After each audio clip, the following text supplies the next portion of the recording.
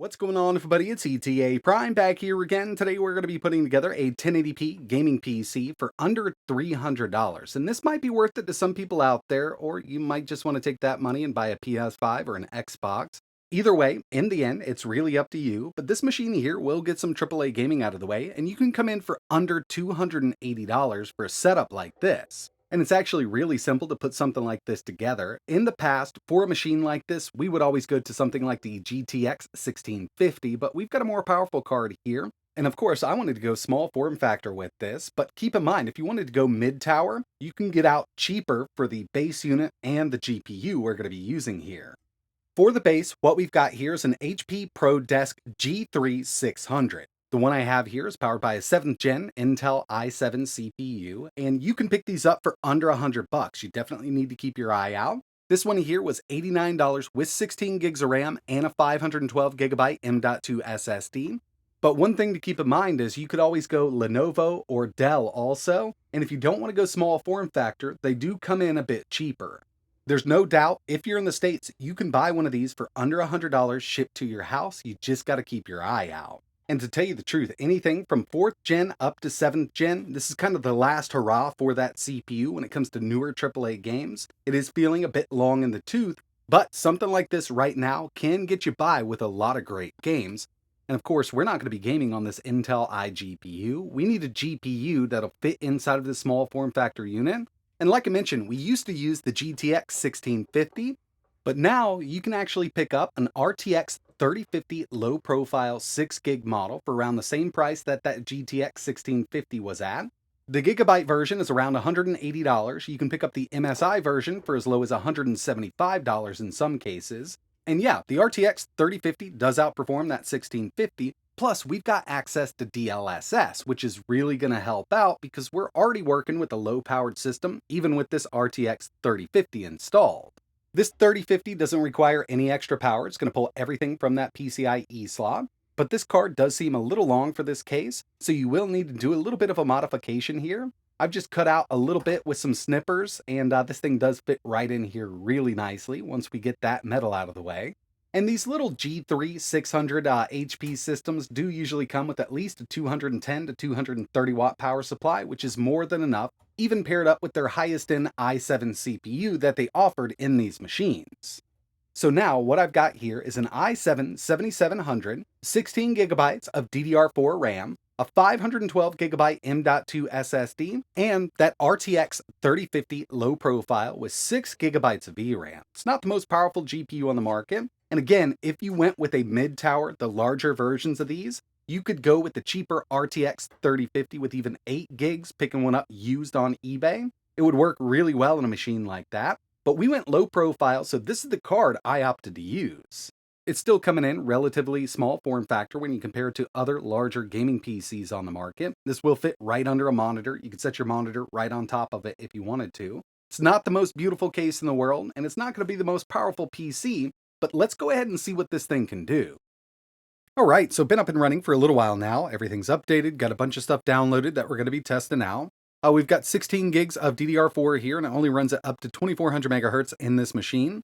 7th gen i7, 4 cores, 8 threads, built-in Intel HD graphics, but we're not going to be using these because we've got that RTX 3050 low profile with 6 gigs of VRAM. So there are a few tweaks that I like to do specifically to these HP systems, and it really comes down to the TDP on this chip. Lenovo and Dell don't seem to have this issue, but sometimes with these older systems, we'll notice that the CPU just isn't boosting up as high as it should. Now, we don't have a super high boost anyway, but what I use here is known as throttle stop. And what this is going to allow us to do is make sure that we're not power limiting the CPU, so we can get those clocks up. So I've got high performance, clock mod, speed shift on. From TPL, I go in here and I set this from whatever the stock is, and on this I believe it was set at like 35 out of the box. I'm up to 80. Now this isn't going to run at 80 watts in this system, but just to be safe, I've got this set at 80. That way we don't power limit this CPU. And it really does help out getting those maximum clocks out of an older chip like this on these HP systems. Again, Dell and Lenovo don't seem to have this issue, but it's something that you can definitely experiment with. So with all that out of the way, let's go ahead and take a look at some benchmarks that I ran on this machine, then we'll get right into some gaming. And the first one we have here is Geekbench 6. This is one of the big reasons I'm saying that this is kind of the last stop for this 7th gen i7. Single core 1216, multi only a 3613. In comparison, newer Ryzen mobile chips are scoring around 2300 on single and 12,000 multi. So I mean, they've got a lot more power over this, but it's a much newer chip and architecture.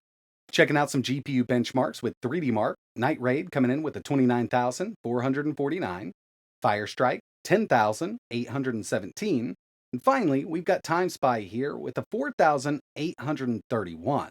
When it comes to these synthetic benchmarks, not much to write home about. It's not going to win any awards, but it is much more powerful than any iGPU on the market right now. But these are synthetics, and now it's time to check out some real-world gaming on this thing. And the first one I wanted to throw at it was Helldivers 2. Right now, we're at 1080p medium settings, and I'm not using DLSS. If you wanted to enable DLSS, I'd say go into balanced, high settings. We'd see around the same kind of frame rate. But with it set up like this, we had an average of 72 FPS, which is definitely over that 60 hump. Turning VSync on, locking this down at 60 would make for a really, really nice experience. Next up, we've got Power World, again, 1080p, medium settings. I see this fluctuate quite a bit in the frame rate area, and if you take a look at Afterburner up in the top left-hand corner, even at 1080p medium, sometimes we're pegging that i7 out at 90%. So yeah, I mean, we're getting up there with that CPU, but we're still able to run this over 60. We had an average of 74 FPS. Here's Fortnite, 1080p, high settings, and I kind of was expecting a little more out of this game, just given how long it's been out. Right now, we're seeing an average of around 87, which is well over that 60 mark, but I was thinking we could run this at 120 even on a machine like this. And we probably could, dropping that resolution down to 900p with some DLSS, but I wanted to keep it just like this, and it's not too bad. Mortal Kombat 1, 1080p, high settings, no DLSS. Fighting games on this little chip paired up with the RTX 3050 still work really well. Now we've got some fluctuation. If you take a look at Afterburner, you see it drop down to around 58 every once in a while. Not too bad, and if that counter wasn't on, it's something I would never notice.